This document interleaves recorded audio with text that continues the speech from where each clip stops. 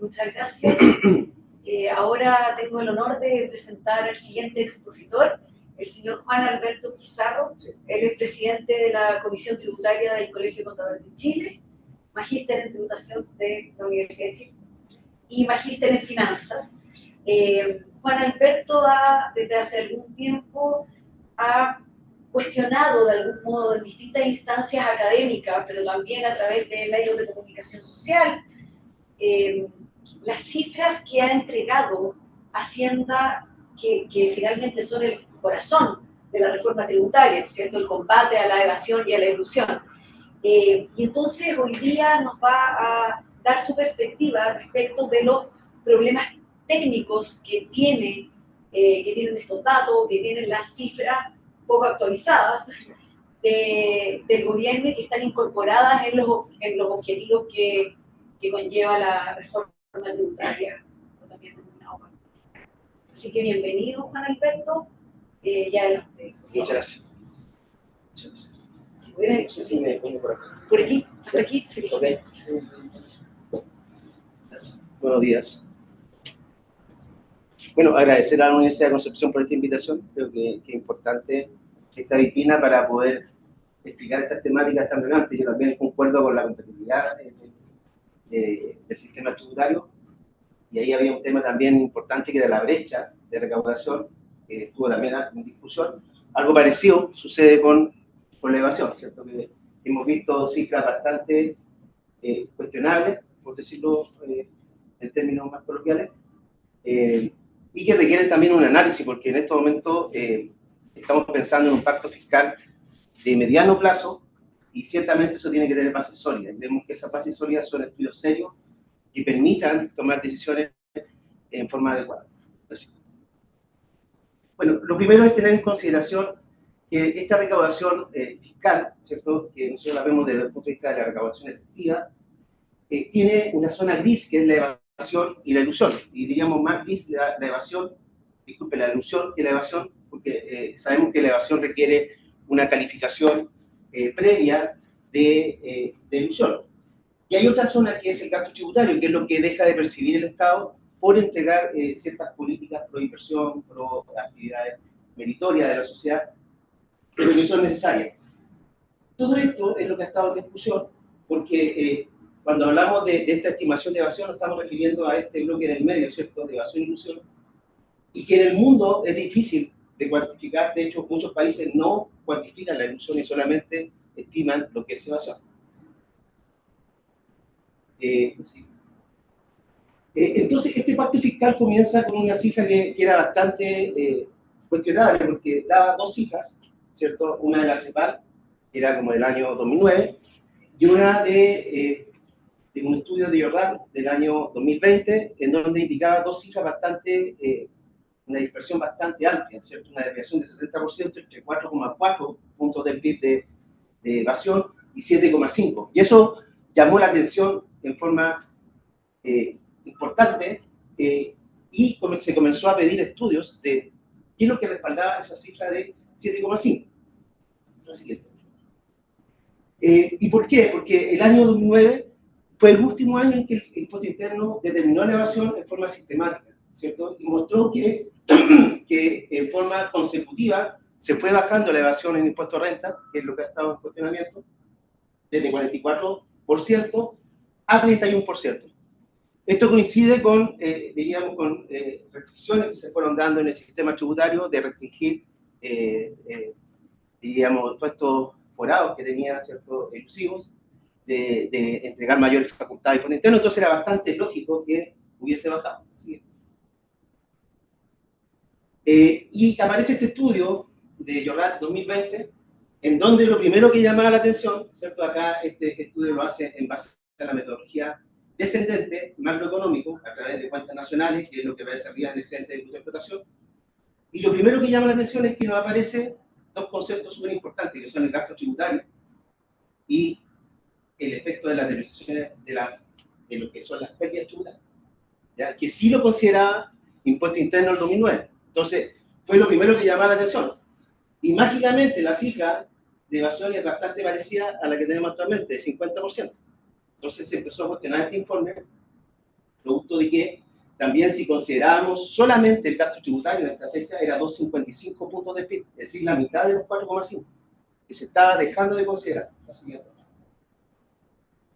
Acá vemos que como colegio contable nosotros hicimos esta primera observación, que ajustando el gasto tributario llegábamos a una estimación de la evasión casi un 39% menor, es decir, era bastante importante el ajuste. Y se entregó esto vía oficio a Hacienda para que lo incorporara en sus recomendaciones. Y viene este informe, ¿cierto?, en diciembre del 2023, en donde el mismo asesor, ¿cierto?, construye la nueva estimación de evasión oficial, en este caso, porque la anterior no era oficial, era parte de un estudio, de un centro de estudio, ¿cierto?, que lo hizo suyo Hacienda, pero esta era la información oficial en donde también participó los departamentos de estudio en impuesto interno.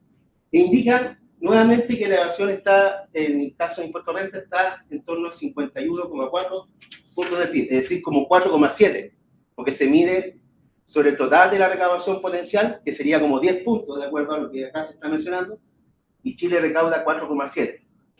Entonces se dice que es una evasión de 51,4%, que ciertamente llamó la atención, ¿cierto? Porque, por un lado, sabemos que las pymes participan 13% aproximadamente de las ventas, por tanto, esto dejaba de entrever que estaba principalmente en las grandes empresas.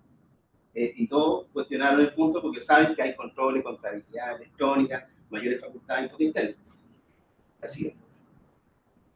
Y viene la metodología que propone impuesto interno, que era muy parecida a la del 2009. Es decir, impuesto interno propone una metodología en base descendente, modelo macroeconómico, y en donde a partir, ¿no es cierto?, para determinar esta base imponible potencial, determina, ¿no es cierto?, a través de cuentas nacionales y desagrega los conceptos, ¿cierto?, como renta exenta, la depreciación tributaria, las correcciones monetarias, las pérdidas tributarias. Hace todo, ¿no es cierto?, un ajuste. Es como partir de EBITDA, ¿cierto?, para depurar, llegar a la utilidad tributaria tributable, en cierta manera. Y en base a esta base teórica, determina lo que es una recaudación teórica, ¿cierto?, que también está en base a una tasa de impuesto teórica. Que vamos a ver que tanto en todos estos componentes de esta fórmula hay problemas que vamos a plantear el día de hoy. Menos los créditos. Llega a esta conclusión, que la evasión se mantiene muy similar a lo que calculó Llorat en 2020 y muy distante a lo que se calculó por parte de Impuesto Interno en el año 2009. Uno podría concluir que la tasa, ¿cierto?, que subió en forma importante, tuvo un efecto, pero vamos a ver más adelante que no necesariamente, porque sabemos que las pymes mantuvieron tasas bastante bajas. La siguiente. Y dentro de los test de razonabilidad que entrega el informe, a mí me llamó la atención este test del IVA, ¿cierto? Porque dice que a través de la evasión del IVA, que no ha tenido tantos cuestionamientos, ¿cierto?, que se determina en torno al 20% total, él dice el IVA pega también en renta, que es cierto, pero logra explicar solamente 46% de la evasión de renta. ¿Ya? Entonces hay un 50% que no explica. Cuando uno lee el informe de impuesto interno, hacen una siguiente hipótesis, que en tanto en el caso de las exportaciones y las ventas exentas existe la misma tasa de evasión que en el IVA, que es algo que todavía no puedo comprender porque la exportación, diríamos, tiene todo mecanismo de trazabilidad, control, que difícilmente puede tener la misma evasión que el IVA. Y de esa manera explican la evasión del 50% en impuesto a renta, porque si no estarían explicando solamente el 50%, es decir, llegando al 25%, que era muy cercano a lo que explicaban en el año 2009. Entonces, finalmente las cifras no convencen y acá les quiero mostrar algunas noticias, ¿cierto? Tanto al mundo político, que acá cuestiona esta cifra, el mundo técnico, ¿cierto? Colegio de Contadores, Soledad Recabar dice las cifras no cuadran. Ya, expertos también cuestionan de la Universidad de Chile la metodología, incluso en un seminario en la Chile, el decano de la Facultad de Economía y Negocios dijo, finalmente hizo como 3 preguntas clave a Llorat y no las pudieron responder. No las pudieron responder porque finalmente dijo, necesitábamos conocer dónde está el forado antes de subir más impuestos. No le calzaba de que existiera una evasión del 50%, porque de esa manera incluso podríamos recaudar 2 reformas tributarias sin que cerráramos la brecha de impuesto a renta. Así. Y acá me refiero a los problemas. Yo identifico 7 problemas, pueden existir más, ya hay problemas que tienen algunos menos o más intensidad, algunos que son discutibles. El primero es la metodología, que yo creo que es un tema discutible. Si uno habla con un técnico, va a decir, oye, las metodologías depende de cómo se respalden, y si uno quiere hacer un cuestionamiento, me han dicho, hay que plantear otra metodología. Sin embargo, ¿qué es lo que yo digo? Que las mejores prácticas internacionales dicen que los países OCDE determinan la evasión de impuestos a renta a través de la metodología microeconómica, es decir, de abajo hacia arriba. ¿Ya? ¿Cómo lo hacen? A través de auditoría, estudios específicos de la informalidad, y comienzan a concluir cuál es la evasión. No de arriba hacia abajo, que es mucho más general, ¿cierto? Y tiene un mayor rango de error. Acá se identifica dónde está la evasión. Y llama la atención esta cifra que muestro acá en este estudio del Fondo Monetario Internacional, son las que cita el mismo informe para comparar la evasión del 50%. Sin embargo, estas cifras están hechas con la metodología ascendente, y lo que tiene el informe de impuesto interno es con la metodología descendente, macroeconómica. Es comparar peras con manzanas, finalmente. ¿Ya? Y de ahí que esta estimación de evasión sea bastante más baja, ¿cierto? En torno al 11, el 15, incluso 3,2 Suecia. ¿Ya? Pero ¿qué es lo importante también de entender acá? Es ver estas cifras posteriormente con la recaudación de impuestos a la renta que tienen estos países, donde se genera otra inconsistencia importante. Y tan importante es la metodología que el prestigioso Instituto IFO de Alemania, ¿cierto?, que hace estudios financieros bastante relevantes para la Comunidad Económica Europea, ha dicho que el estándar de oro para medir la evasión en los impuestos directos es el método ascendente. ¿Ya? No es el método descendente que ocupó acá el Código Interno. Y pone además una metodología con un, diríamos, procedimiento particular, que es a través de auditorías aleatorias, porque algunos países ocupan auditorías programadas, pero el estándar de oro que dice el Instituto IFO es a través de auditorías aleatorias, identificando estas brechas de recaudación. Así. Bueno, el segundo problema que veo es la estimación de la base. ¿Ya? Acá este es el reporte de impuesto interno, y ¿qué muestra? Primero, ¿cierto?, a través del excedente de explotación, que es algo parecido a la EBITDA, determina lo que es la utilidad financiera. Y el primer test que yo realicé fue de revisar esta utilidad financiera respecto a las ventas informadas por impuesto interno, ¿cierto?, en su estadística, que es un dato cierto, ¿cierto? Las ventas no podrían tener problemas. Y sabemos que hay un tema de evasión que está subponderada, por tanto, ponderé esas ventas adicionalmente por la evasión, para llegar a una venta bruta estimada de la economía. Y cuando uno revisa esa utilidad estimada en el informe de evasión, que es 59,716, el año 2020, me da un retorno de utilidad del 7%. Es decir, empecé a revisar y el fondo A renta 6% en promedio, el IPSA ese año rentó 3,67, y el informe tiene una utilidad de 7%, es decir, es bastante poco razonable. ¿Ya? Pero también es esperable. ¿Por qué razón? Porque el EBITDA, acá tengo el dato de IPSA, es 18,5. Para llegar a un 4 hay que hacer una serie de ajustes que probablemente este informe no lo tiene todo considerado. De hecho, revisando el informe, no tiene considerado lo que es el gasto de investigación y desarrollo, que es un gasto de capital, y así lo informa el Fondo Monetario Internacional.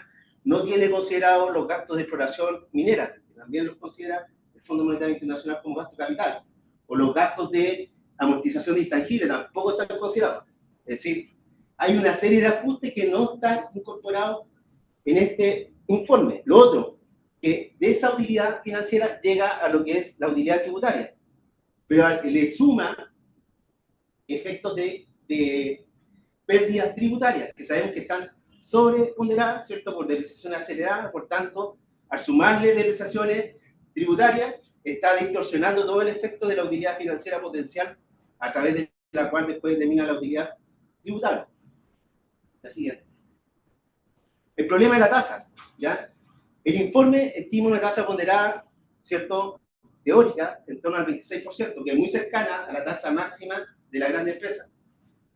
Sin embargo, cuando vemos el tema de la informalidad, en Chile es un 30% a nivel laboral y en términos del PIB en torno al 20%, toda esta informalidad va a las tasas menores, ¿cierto? Incluso el régimen 14D número 8 paga 0 impuestos en primera categoría, paga solamente en global.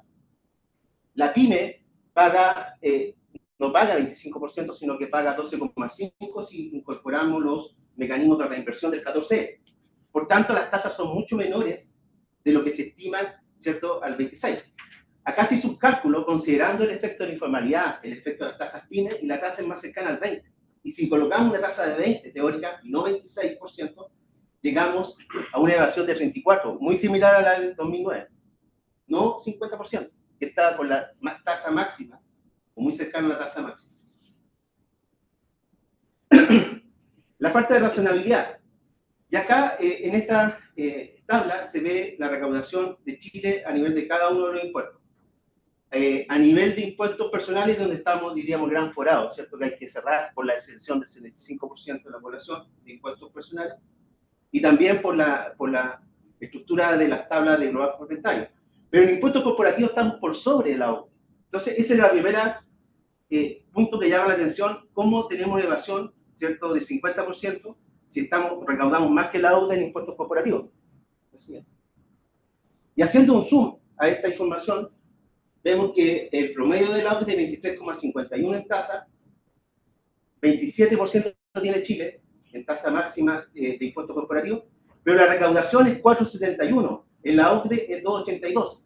Ahora, hay que considerar que ciertos países como Estados Unidos también tienen las sociedades transparentes, que van directo a impuestos finales, y por tanto ahí se ve un poco más bajo.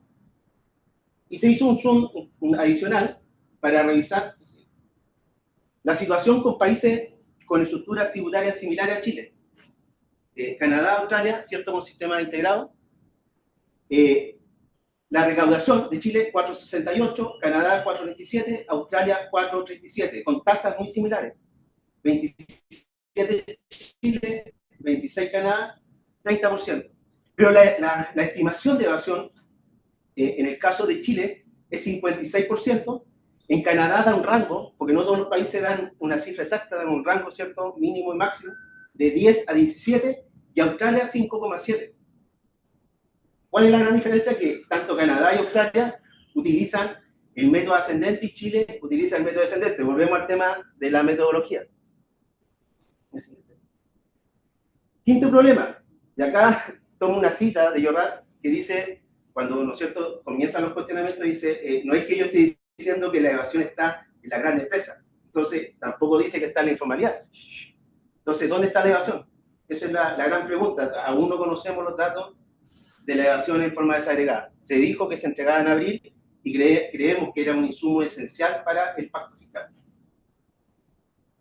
Y acá vemos la informalidad, que esta cifra está tomada de la OCDE, donde los países emergentes tienen el doble de informalidad que la economía desarrollada. Chile más bien está en el orden de una economía emergente, y tiene en torno al 20% del PIB, un poco más, yo diría en este último tiempo, de informalidad, y los países de la OCDE tienen 10 en promedio, incluso los mejores países 5%. Entonces, llevar la informalidad, ¿cierto?, al promedio de la OCDE, como nos gusta también llevar la recaudación fiscal, si llevamos la informalidad al promedio, recaudaríamos más de 2 puntos del PIB, ¿cierto?, porque afecta impuestos corporativos, IVA, pero también contribución social, lo que es la pensión. Bueno, y así el tema, ¿qué es lo importante también resaltar? Que conocer, ¿cierto?, dónde está esta evasión es crucial para tomar decisiones respecto a la evasión. Es decir, este era un informe que debiera haber sido base, como lo fue el informe de Marfan en su momento, para el crecimiento, como lo fue el informe de Briones para el gasto tributario, debería haber sido el informe clave para definir las medidas respecto a la evasión. Y vemos que aún no se refiere a lo que es la informalidad. Sin embargo, hemos visto algunas declaraciones del ministro, ¿cierto?, que decía que probablemente está en la informalidad.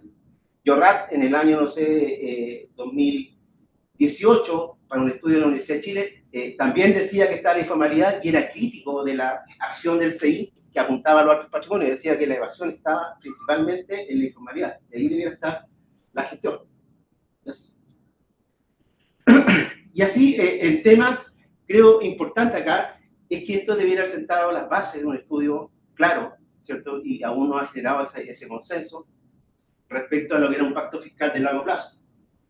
Estamos a tiempo, creo que aún esperemos abrir qué se va a recibir de información respecto a la desagregación, si realmente logra explicar la evasión. Pero lo que hay hasta el momento no convence, diríamos, mundo técnico. Bueno, este es el sexto problema.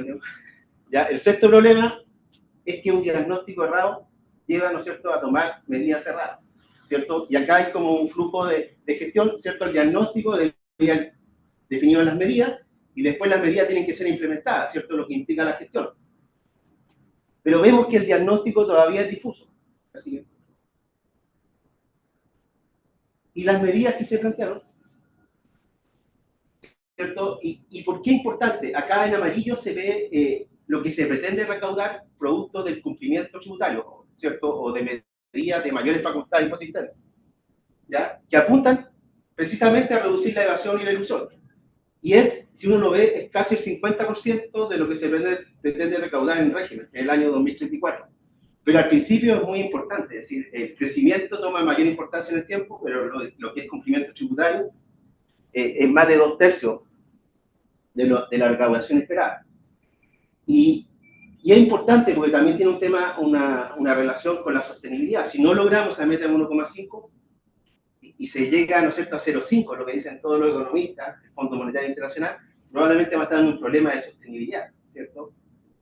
Y por tanto tenemos que apuntar a que esa cifra esté más cercano, ¿cierto?, a la recaudación esperada de 1,5, y eso creemos que se lograría con mayor foco en la informalidad, que es donde está el gran forado de recaudación fiscal a la fecha. Y esta es la propuesta de impuesto interno respecto a las medidas contra la evasión. 0,28 puntos del PIB de los 1,5 solamente apuntan a la brecha de informalidad, comercio informal. ¿Se puede hacer más? ¿Cierto? Hay medidas que creemos van en la línea correcta, pero se puede hacer más. Ejemplo, hay, por ejemplo, Canadá, todos tributan un impuesto de renta, estén o no afectos. En Chile sabemos que los que no están afectos a impuesto global no tributan, ¿cierto? Y tenemos el 75% o más de la población que no hace un formulario 22. Las políticas, por ejemplo, de subsidio, de beneficios estatales, debieran estar orientados a quienes están formalizados, no a los que están informalizados, y ahí hay un gran incentivo a la formalización. Ahí vemos que se puede mejorar la propuesta por parte del gobierno. Y en contrasentido, las medidas que se están proponiendo nuevamente apuntan, a pesar que se cayó el impuesto al patrimonio, apuntan a los altos patrimonios. Entonces, es una forma indirecta de volver con el tema, ¿cierto?, de la presión fiscal hacia las altas rentas, que probablemente no van a recaudar el 1,5 que se espera. La siguiente. El séptimo problema, y creo que esto es sumamente relevante porque finalmente tiene que ver con un tema de certeza, de un incentivo a la inversión, es que un mal diagnóstico debilita la confianza. Hemos visto cómo se apunta, ¿cierto?, casi con una escopeta así al aire, y no se puede, en definitiva, definir dónde está la evasión, que es lo que debiera ocurrir, ¿cierto? Pero hay un manto de duda, ¿cierto?, sobre el empresariado, en este caso, sobre los contribuyentes en general, ¿cierto? ¿Y qué es lo que ha dicho el Banco Mundial? Que la confianza es clave para aumentar la recaudación, ¿cierto? La confianza, que vendría también por un gasto público de calidad, pero también el no apuntar con el dedo a quienes contribuyen al erario fiscal, es un punto también que genera confianza. Y creo que eso se debilita con informes que son débiles y que no logran generar consenso y explicar la cifra. Porque uno puede determinar una cifra, pero tiene que explicar la razonabilidad de esa cifra. ¿Y qué ocurre en economía desarrollada? Y esto lo tomo textual de la Autoridad Fiscal de Australia. Dice, uno de nuestros objetivos, dice, es generar confianza en la comunidad mediante la reducción sostenible de la brecha fiscal y la garantía en todos los sistemas tributarios de jubilación. La estimación de la brecha fiscal nos permite comprender mejor los niveles de cumplimiento y riesgo en los sistemas tributarios y de jubilación. Dice, los conocimientos adquiridos en este trabajo pueden guiarnos en la determinación de los riesgos prioritarios y en el desarrollo de estrategias. Bueno, finalmente lo que dice es que este insumo es esencial, ¿cierto?, para la gestión sobre la evasión. Acá que vimos que finalmente las declaraciones de Hacienda indicaron que este estudio no era parte del pacto fiscal, siendo que partió, ¿cierto?, con esa justificación para definir la medida, pero no era parte del pacto fiscal, es algo que llama la atención. La siguiente. Y esto también es de Australia. ¿Y qué dice? Que ellos usan mecanismos de fiabilidad, ¿cierto?, y test para poder garantizar esa confianza. Y dice que las estimaciones de la brecha de cumplimiento deben ser fidedignas, creíbles y significativas. Es decir, tienen que tener un impacto, ¿cierto?, significativo en las medidas que se están tomando. Y enfatizan que para que el resultado sea digno de confianza debe ser transparente, conciso, abierto a evaluación y crítica. Creemos que es lo que estamos haciendo el día de hoy. Creemos que esto se debe mejorar para poder avanzar a paso firme en combatir la evasión. Eso.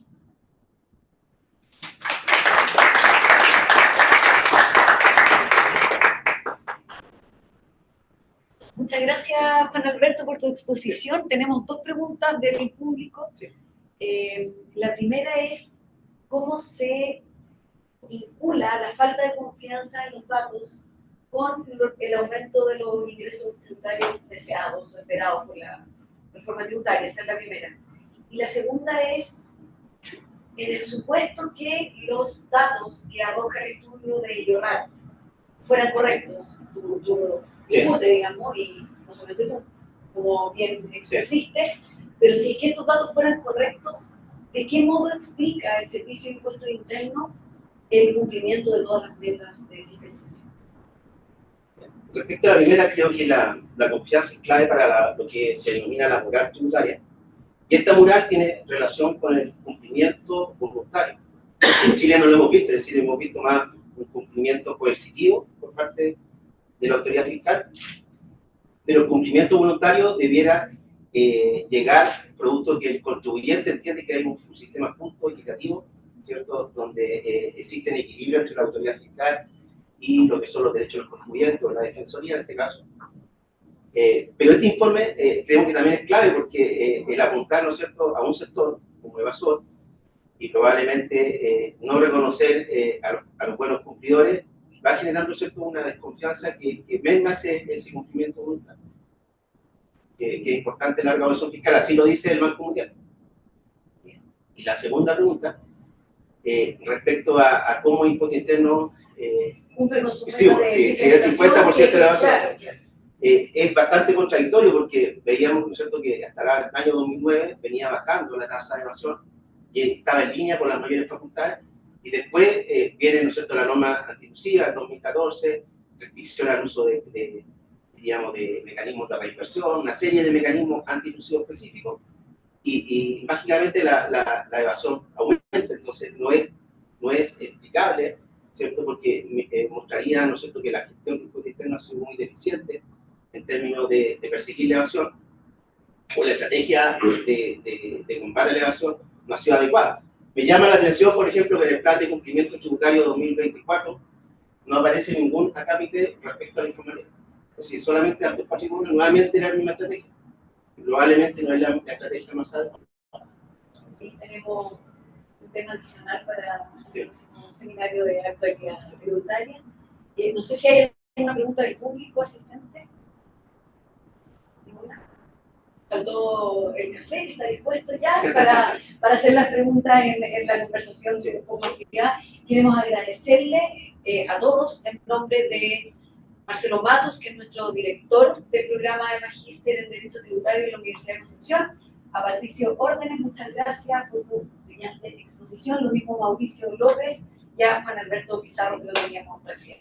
Así que un aplauso para ellos, y ahora, muchas gracias.